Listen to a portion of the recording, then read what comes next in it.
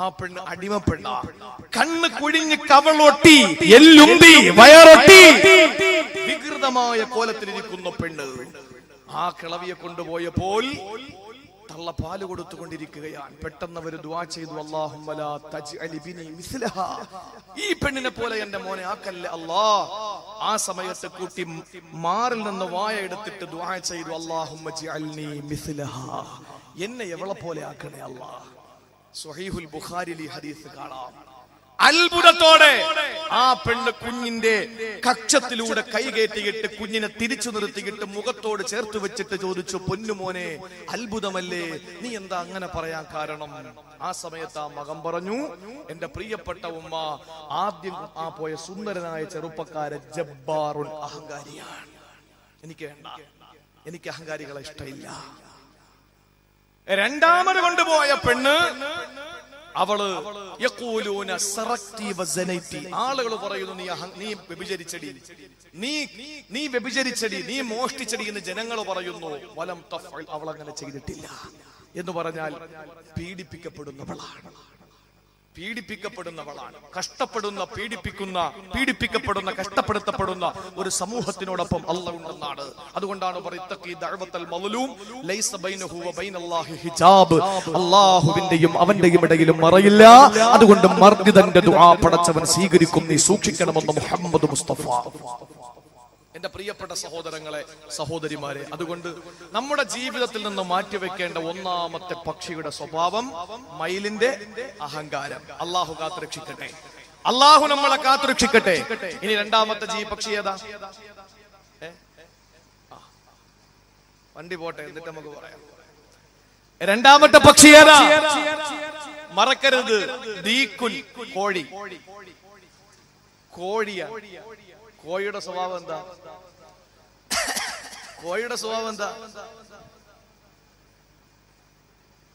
സാധാരണ നമ്മുടെ വാളിന്റെ മജ്‌ലിസിലൊക്കെ മുമ്പിൽ കുറെ കൊച്ചു മക്കളുണ്ടാവും. അവരൊക്കെ അപ്പൊ അവിടെ പോയി നിൽക്കാം. ആ മക്കളുടെ അടുത്ത് ചോദിച്ചാൽ അവര് അപ്പൊ തന്നെ വിളിച്ചു പറയും കോഴിയുടെ സ്വഭാവം എന്താ. യുവാക്കളോട് ചോദിക്കാൻ പറ്റൂല, അവര് പറയുന്നതിൽ അല്പം കൂടി എരിവും പുളിയൊക്കെ ഉണ്ടാവും. കോഴിയുടെ സ്വഭാവം എന്താണ്? കോഴിയുടെ സ്വഭാവം മുട്ടയിടും. നിങ്ങൾക്ക് മനസ്സിലായില്ലെങ്കിൽ ഞാൻ ഒന്നുകൂടെ പറയാം. നമ്മൾ ചില ആളുകളെ പറ്റി പറയും, ആളൊരു കോഴിയാ എന്ന് പറയും. ഇപ്പൊ മനസ്സിലായില്ലേ? രണ്ടാമത്തെ ജീവിയുടെ പക്ഷിയുടെ സ്വഭാവം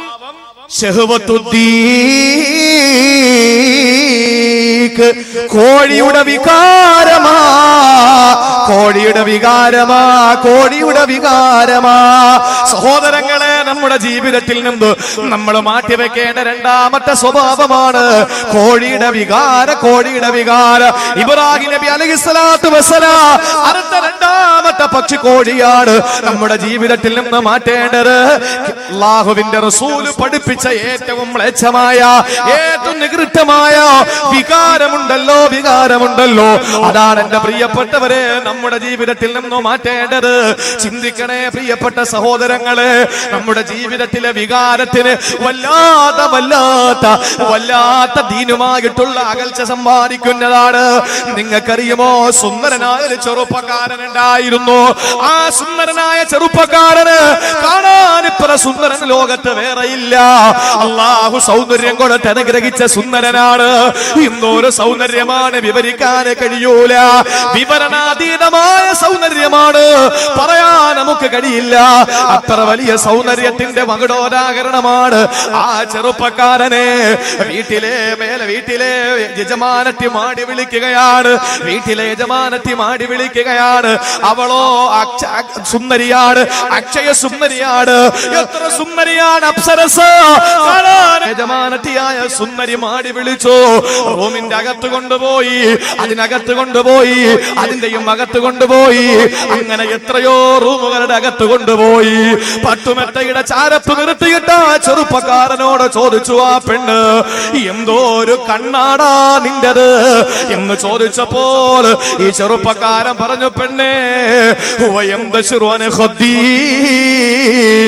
അതെന്റെ കവിളിൽ നിന്ന് ഇളകി പോകാനുള്ളതല്ലേ, നീ എന്തിനാണ് ഞാൻ മോഹിക്കുന്നത്. രണ്ടാമത് ചോദിച്ചു, വല്ലാത്ത മുടി തന്നെയാണ് നിന്റേത്. ആ സമയത്ത് ആ ചെറുപ്പക്കാരൻ പറഞ്ഞു, അതെന്റെ തലയിൽ നിന്ന് കൊഴിഞ്ഞു പോകാനുള്ളതല്ലേ. മൂന്നാമത് പറഞ്ഞു, നിന്റെ മുഖത്തിന്റെ അഴകത്ര വലുതാണ്. ആ സമയത്ത് ആ ചെറുപ്പക്കാരൻ സുന്ദരം പറഞ്ഞു, തുറാബതും മണ്ണിനുള്ളതാണ്, ചിതലുകൾക്കുള്ളതാണ്. നാലാമത് ആ പെണ്ണ് പറഞ്ഞത് എന്തെന്നറിയോ? ഇന്ന ഫിറാശൽ ഹരീരി മബ്സൂത്ത്, ഇതാ പട്ടുമെത്ത വിരിച്ചിട്ടിരിക്കുകയാണ്. എന്റെ ശരീരത്തിന്റെ ദാഹമൊന്ന് തീട്ടു തരുമോ? എന്റെ ശരീരത്തിന്റെ പൈതാകമൊന്ന് അടക്കി തരുമോ? എന്റെ വികാരമൊന്ന് പൂർത്തീകരിച്ച് തരുമോ? ആ ചെറുപ്പക്കാരൻ ആ സമയത്ത് തന്നെ സുന്ദരിയായ പെണ്ണിനെ ചവിട്ടി മാറ്റിയിട്ടിറങ്ങി ഓടുകയാണ്. ചിന്തിക്കണേ, ചെറുപ്പക്കാരൻ വിവാഹിതനല്ല, അവിവാഹിതനാണ്, പ്രവാസിയാണ്. ആരും അവിടെയില്ല, ഒരു ഈച്ച പോലും കടന്നു വരൂല. ഈ വിളിച്ചത് തന്റെ മുതലാളിയാണ്, യജമാനത്തിയാണ്. അങ്ങനെ ഇത്രയും വ്യഭിചാരത്തിലേക്ക് നടന്നു പോകുന്ന ആ വൃത്തികേടിലേക്ക് നടന്നു പോകാൻ ഏറ്റവും അനുയോജ്യമായ ഘട്ടത്തില് ആ പെണ്ണിനെ വകഞ്ഞു മാറ്റിയിട്ട് ആ ചെറുപ്പക്കാരൻ പുറപ്പ് ചാടുകയാണ്. പെണ്ണോടി വന്ന ആ പയ്യന്റെ, ചെറുപ്പക്കാരന്റെ, സുന്ദരന്റെ കുപ്പായത്തിലൊരു പിടിപിടിച്ചു. അത് കീറി എറിഞ്ഞുകൊണ്ട് ആ ചെറുപ്പക്കാരൻ ഓടി പുറത്തിറങ്ങി. എന്നിട്ട് പറഞ്ഞു, മഅദല്ലാ, അല്ലാഹുവേ കാത്തുരക്ഷിക്കണേ. ആരാണ് ആ ചെറുപ്പക്കാരൻ എന്നറിയോ? ആ ചെറുപ്പക്കാരന്റെ കഥ ഖുർആൻ പറഞ്ഞു. എന്നിട്ട് ഖുർആൻ പറഞ്ഞത് അഹ്സനുൽ ഖസസ്, അതാണ് അടിപൊളി ചരിത്രം, അതാണ് ഏറ്റവും നല്ല ചരിത്രം, അതാണ്. 1000ഓളം ചരിത്രങ്ങൾ ഖുർആൻ പറയുമ്പോ അതിലേറ്റവും നല്ല ചരിത്രം യാക്കൂബ് നബിയുടേതല്ല, മഹാനായ ഇബ്രാഹിം നബിയുടേതല്ല, മഹാനായ റസൂലുള്ളാഹിയുടേതല്ല. ആരുടെ ചരിത്രമാണ് ഏറ്റവും നല്ല ചരിത്രം എന്നറിയുമോ? മഹാനായ ശുഐബ് നബിയുടേതല്ല. ഈ ചെറുപ്പക്കാരന്റെ ചരിത്രമാണ് അഹ്സനുൽ ഖസസ് എന്നല്ല പറഞ്ഞത്. ഒരു അധ്യായം തന്നെ ആ ചെറുപ്പക്കാരന് വേണ്ടി മാറ്റിവെച്ചു. വികാരത്തോട് വിട പറഞ്ഞ ചെറുപ്പക്കാരൻ ആരെന്നറിയോ? മഹാനായ നബിയുല്ലാഹി യൂസുഫ് അലൈഹിസ്സലാം. അല്ലാഹുവിന്റെ ഖുർആൻ ഏതെങ്കിലും ഒരു പ്രവാചകനെ പറ്റിയിട്ട്, നമ്മുടെ റസൂലുള്ളാഹിയെ പറ്റി പോലും പല സ്ഥലങ്ങളിലായിട്ടാണ് ചരിത്രങ്ങൾ പറയുന്നത്. നമ്മുടെ പ്രവാചകന്റെ പേര് പറയുന്ന 4 സ്ഥലങ്ങളിലാണ്. 136 പ്രാവശ്യം മൂസാ നബിയുടെ പേര് പറഞ്ഞു. എല്ലാ പ്രവാചകന്മാരുടെയും ചരിത്രം പല അധ്യായങ്ങളിലാണ്. ഖസസിൽ, യാസീനിൽ, ഇബ്രാഹിമിൽ, അംബിയായിൽ, ഹൂദിൽ, യൂസുഫിൽ, ഇബ്രാഹിമിൽ, റഅദിൽ, ഇങ്ങനെ ഓരോ സ്ഥലങ്ങളില് ഓരോ ചരിത്രങ്ങൾ പല ഘട്ടങ്ങളിലായി പറഞ്ഞിട്ടുണ്ട്. പക്ഷേ ഏതൊരു പ്രവാചകന്റെ ചരിത്രം A to Z ഒരു അധ്യായത്തിൽ ഒതുക്കിയോ ആ അധ്യായമാണ് സൂറത്ത് യൂസുഫ്. മാത്രമല്ല, യൂസുഫ് നബി അലൈഹി സ്വലാത്തു വസ്സലാമിന്റെ ചരിത്രം മുഴുവനും ആ അധ്യായത്തിലൂടെ പടച്ച തമ്പുരാൻ പ്രതിപാദിക്കുകയുണ്ടായി. യൂസുഫ് നബി അലൈഹി സ്വലാത്തു വസ്സലാം. നമുക്ക് കഴിയണ്ടേ ഇന്ന് എന്റെ പ്രിയപ്പെട്ടവരെ പള്ളിയിൽ കൂടെ പെണ്ണുങ്ങളെ കയറ്റാൻ വേണ്ടി നടക്കാം നമ്മൾ, അല്ലേ? പള്ളിയിൽ കൂടെ. ഞാൻ ഒരു കാര്യം പറയും, ഞാൻ ഒരു സ്ഥലത്ത് വാഴ് പറയുമ്പോൾ പിറ്റേ കൊല്ലം വാഴ് പറയാൻ പറ്റുമെന്ന് പ്രതീക്ഷയിൽ ഒരു സ്ഥലത്ത് വാഴ് പറഞ്ഞിട്ടില്ല. ഒരു പ്രതീക്ഷയില്ല, അങ്ങനെ ഞാൻ പ്രതീക്ഷിക്കുന്നുമില്ല. പക്ഷേ നമ്മുടെ പള്ളികളിൽ ഇന്ന് ഈ അടുത്ത സമയത്ത് ഒരാളൊരു ലേഖനം എഴുതിയിരിക്കുന്നു. പടച്ചവനെ വായിച്ചിട്ട് എനിക്ക് ചിരിയാവുന്നേ. ഒരു ചോദ്യം, എന്തുകൊണ്ട് പള്ളിയിലെ പ്രസിഡന്റായ ഒരു പെണ്ണിനെ എടുക്കുന്നില്ല? ബാക്കിയല്ല. ഒരു മഹല്ലിലെ പ്രസിഡന്റായ ഒരു പെണ്ണിനെ എന്തുകൊണ്ട് എടുക്കുന്നില്ല? ഇതൊക്കെ അങ്ങോട്ട് സംശയം വരും. ശരിയാണല്ലോ. ഞാൻ ചോദിക്കട്ടെ, 1,24,000 പരം വരെ അമ്പിയാ മുർസലീങ്ങൾ വന്നു, നബിമാര് വന്നു. ഇതുവരെയെങ്കിലും ഒരു നബിച്ചി വന്നോ? എവിടെയെങ്കിലും വന്നോ? ഒരു നബി അല്ലാഹു ഒരു പെണ്ണായിട്ട് ഏതെങ്കിലും ഒരു നബി അല്ലാഹു അയച്ചിട്ടുണ്ടോ? ഇല്ല. അല്ലാഹു പെണ്ണിനൊന്ന് കൊടുത്തിട്ടുണ്ട്, മാതൃത്വം. പുരുഷനല്ല കൊടുത്തു നേതൃത്വം. ഇത് അങ്ങോട്ടും ഇങ്ങോട്ടും അവകാശപ്പെടാൻ പാടില്ല. അത് കരണീയമല്ല, അത് ഭൂഷണമല്ല, അത് യോജിച്ചതല്ല.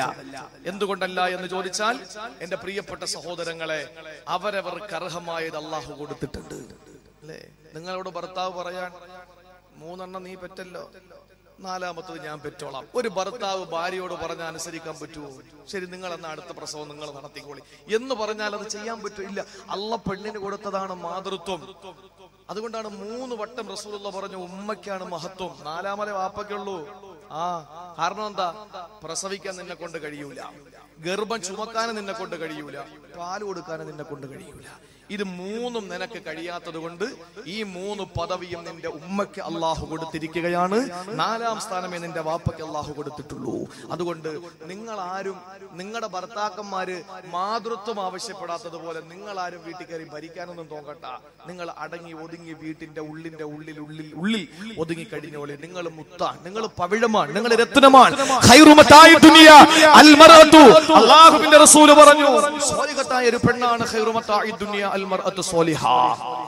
അദ്ദുനിയ കുല്ലുഹാ മതാഅ. ദുനിയ മൊത്തം വിലപിടിപ്പുള്ളതാണ്. ഏറ്റവും വിലപിടിപ്പുള്ളത് മരതകമല്ല, മാണിക്യമല്ല, വൈഡൂര്യമല്ല. ഏറ്റവും വിലപിടിപ്പുള്ളത് സ്വാലിഹത്തായ സദ്വൃത്തയായ ഒരു പെണ്ണാണ് അഷ്റഫുൽ ഖൽഖ് നബി മുഹമ്മദ് മുസ്തഫ. അതുകൊണ്ട് അടങ്ങി ഒതുങ്ങി കഴിഞ്ഞോളിയും അല്ലാഹു തൗഫീഖ് നൽകട്ടെ.